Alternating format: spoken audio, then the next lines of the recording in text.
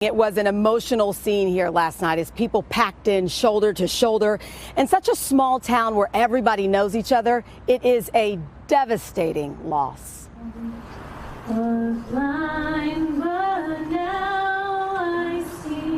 emotional night in Amsterdam, New York. A small town now coping with an enormous loss. Everybody in the limo I knew. It's unbelievable. I don't really have words right now. About 2,500 family, friends, and neighbors packing an area park to honor the victims of Saturday's tragic limo crash. It hits you like a wall. There's sometimes I can't catch my breath. Jill Richardson Perez describing the pain of losing her son Matthew, who she says died in the crash along with his girlfriend Savannah Devon. Perez remembering Matthew at Monday night's vigil, which took place at the same location where her family had gathered just last year for her own wedding. It was the happiest day of our lives. And now Tonight is the saddest day of my life. Among the 17 passengers killed in the crash, two newlywed couples, Shane and Aaron McGowan, and Axel and Amy Steenberg, who married just last June.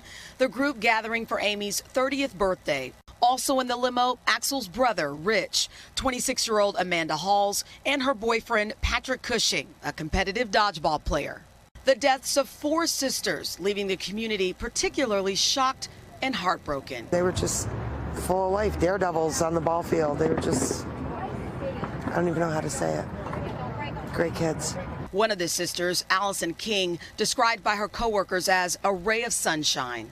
It's awful that her parents had to say goodbye to four of their babies with this tragedy.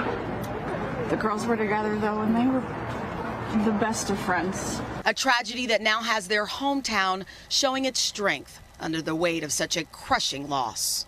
And Sheinelle, you were there talking to people. I mean, this seems like such a close community. It's been tough. You could literally feel the grief here last night. There are other events and fundraising efforts planned for the victims and their families. And I have to say, the community has made it very clear that they will support the children who have now suddenly lost their parents. Wow. Guys. That's so much to bear. Sheinelle, thank you very much.